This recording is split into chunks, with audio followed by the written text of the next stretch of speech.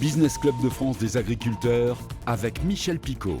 Bienvenue dans cette émission spéciale du Business Club de France des agriculteurs qui sont aussi des entrepreneurs, mais ces agriculteurs, ne l'oublions pas, nous nourrissent. Nous avons donc souhaité les mettre en valeur dans cette émission spéciale cette semaine, mais aussi la semaine prochaine puisque nous serons au cœur du Salon de l'agriculture. Allez, c'est parti, place à l'actu. Et si le chanvre était un nouveau débouché pour certains exploitants agricoles? Le chanvre permet de créer des vêtements, du papier, des matériaux de construction, des produits de bien-être, bref, la liste est longue, d'où cette idée, dans l'Aube, de structurer cette filière de culture du chanvre en créant le pôle européen du chanvre. Son objectif, réunir les acteurs pour développer cette culture au niveau national, européen et pourquoi pas international. Actuellement, la France recense 20 000 hectares de chanvre, dont 6 500 uniquement dans le département de l'Aube, ce qui en fait le plus gros bassin de production de chanvre au niveau européen. Des précisions de Benoît Savoura, le président de la chanvrière et du collectif Construction Chanvre Grand Est, au micro et devant la caméra de Canal 32. Depuis 50 ans, on a travaillé à trouver à ouvrir des marchés, des valorisations de tous les constituants de la plante, que ce soit dans l'alimentation humaine, dans le textile, dans le bâtiment, dans les composites. Et toute cette innovation est née ici, il faut l'affirmer, il faut le montrer, il faut le partager. Et donc c'est toute l'ambition de ce projet du pôle européen du chanvre. Auparavant, on n'en parlait pas, parce qu'auparavant, on n'avait pas cette conscience environnementale. Et l'idée de ce projet, c'est de rassembler tous les acteurs de la filière. Et on a eu des débats aujourd'hui, notamment avec des Américains qui, eux aussi, veulent développer la production de chanvre.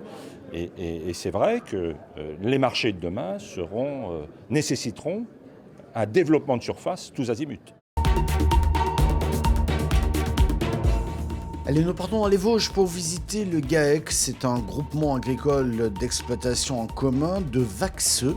Là-bas, le cheptel sur place est exclusivement composé de vaches de race la vosgienne pour la production notamment des fromages Munster. Certains de ces fromages déjà primés vont d'ailleurs concourir au Salon international de l'agriculture de Paris. Un reportage de Vosges TV. Mais pourquoi cet amour de la vosgienne? Là, on parle d'une vache. Précision importante pour nos auditeurs radio et de podcast. Parce qu'elle est magnifique.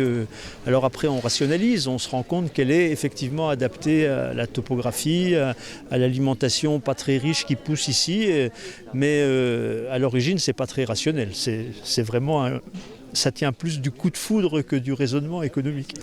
Il est souvent question d'amour, à minima de passion, pour ces éleveurs qui ont choisi la race vosgienne, comme ici au GAEC du Vaxeux, sur les hauteurs du Thillot. Dès son installation en 1982, dans une autre ferme sans animaux, Nicolas Feutet avait misé sur cette vache endémique. Je suis arrivé dans le GAEC du Vaxeux une dizaine d'années plus tard avec mes 17 vosgiennes. Et ici, il y avait à l'époque que des Primolstein.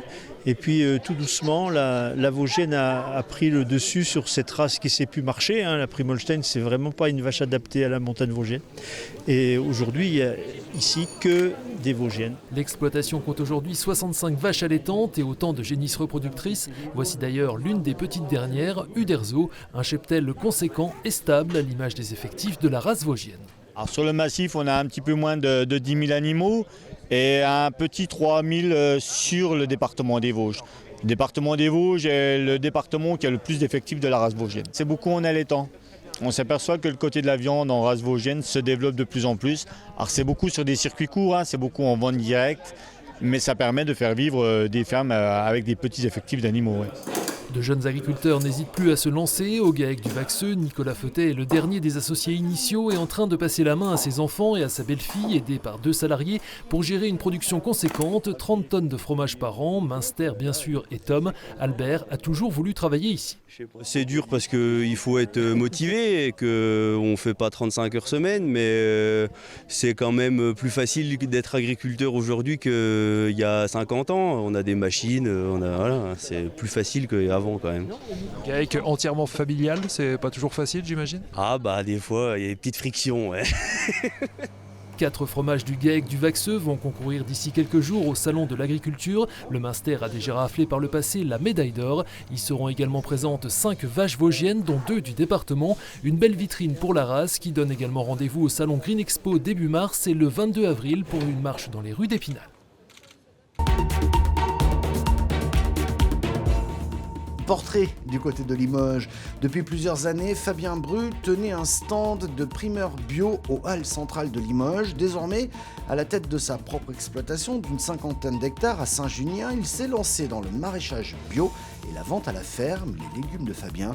Un portrait dans ce reportage de 7 à Limoges. Je suis maraîcher aux Halles depuis 1 an. Maraîcher, c'est-à-dire la production. Ça veut dire nous amenons nos légumes produits ici depuis le mois de juillet dernier. Et je suis aux Halles en tant que primeur depuis la réouverture le 16 novembre 2019. Hier, j'ai fait les récoltes et ce matin aussi pour ici. D'accord. Qu'est-ce qui est mûr? Qu'est-ce qui est mûr? Celle-ci. Je m'appelle Angélique et je travaille du coup avec Fabien. Je suis sa sœur aussi. Voilà, on travaille en famille. Ah, puis les concombres noirs. Et aussi les petits cornichons. les petits cornichons. Je travaille avec Fabien depuis 3 ans. Voilà, j'ai commencé du coup à travailler avec lui les week-ends. Voilà, pour lui donner un coup de main et puis un peu pour jouer à la marchande. Vous avez bien frotté, enlevé la terre et nickel. Et en plus dans la peau, il y a les vitamines, il y a tout ce qu'il faut dedans. Ouais. C'est le meilleur. On livre le mardi aux Halles. Après, quand ma sœur monte, qu'il manque quelque chose, la salade, je sais pas, des tomates, des choses comme ça, tous les jours, ça arrive aux Halles, quoi, frais. Je pense que mes clients que j'ai aux Halles ou à Saint-Junien, ils voient bien la différence entre ces produits qui n'ont pas trop voyagé et puis des produits qui voyagent. Voilà, je vais prendre ça. Je vais prendre des petits. Ok, des petites tomates cerises. Ce qui m'a donné envie de passer de primeur à maraîcher, c'est tout simplement la beauté de ce qu'on est capable de produire ici, c'est-à-dire, vous voyez bien dans la serre, c'est cette envie d'amener sur l'étal des produits frais. Les tomates arrivent tranquillement là.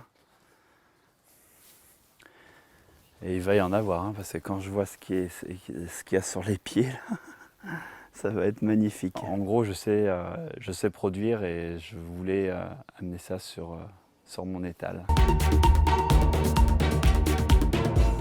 Innover, trouver de nouvelles ressources, de nouvelles solutions. Voici un exemple à souligner, le méthaniseur de la Motte-Beuvron dans le Loir-et-Cher. Dans cette unité de méthanisation, les déchets verts des habitants sont les bienvenus, tout comme les déchets des exploitants agricoles, du fumier par exemple, qui devient ensuite du gaz. Un reportage de TV Tour. Dans cette exploitation, en plein cœur de la Sologne, Louis-Xavier Delage élève près de 700 moutons. Ces agneaux, qui grandissent en intérieur, génèrent évidemment du fumier. Auparavant, ils s'entassaient dehors, dans ce tas, avant d'être répandus sur les 160 hectares de la propriété. Aujourd'hui, il est transporté dans des caissons étanches à 6 km de là, dans l'unité de méthanisation de la Motte-Beuvron. Le fumier de ces agneaux est notamment mélangé au crottin du parc équestre fédéral et au bout de la station d'épuration toute proche. Le biogaz issu de cette fermentation est revendu à un opérateur privé.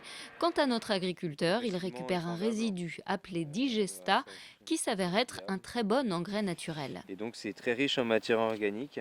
Cela permet à mon exploitation de pouvoir bien bénéficier de déchets organiques qui n'étaient à l'origine pas valorisés, voire gâchés. Ces déchets organiques passent par le méthaniseur et se retrouvent sur les terres de nos exploitations agricoles, ce qui permet de maintenir des taux de matière organique satisfaisants, surtout dans nos sols de Sologne, sur lesquels parfois il est difficile de maintenir des taux de matière organique assez bons. 11 millions d'euros ont été investis pour faire sortir de terre cette unité de méthanisation. Parmi les porteurs de projets, une quinzaine d'agriculteurs comme Xavier, la Fédération française d'équitation et la mairie de la Motte-Beuvron. 30 000 tonnes de déchets sont traités ici chaque année. Ils génèrent en énergie l'équivalent de la consommation annuelle de 1800 foyers. La formule « rien ne se perd, tout se transforme » qui est la formule de GRDF, c'est-à-dire qu'aujourd'hui on prend des intrants naturels, qu'ils soient agricoles ou ménagers, on en fait du biogaz qui n'est pas un gaz fossile, derrière le résidu ça devient un engrais et on capte le gaz à effet de serre qui est le CH4 qui est un des gaz les plus violents. Pour alimenter quotidiennement ce méthaniseur, la mairie a également mis en place 4 récupérateurs de biodéchets.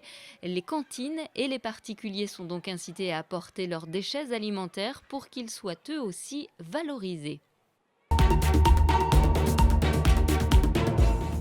Pour terminer, voici des agriculteurs qui se sont, eux, davantage engagés, d'une part, dans la production d'énergie propre, qui représente aussi des revenus supplémentaires, et d'autre part, dans un respect de l'environnement, on va dire. Alors nous partons en Bretagne, dans le Finistère précisément.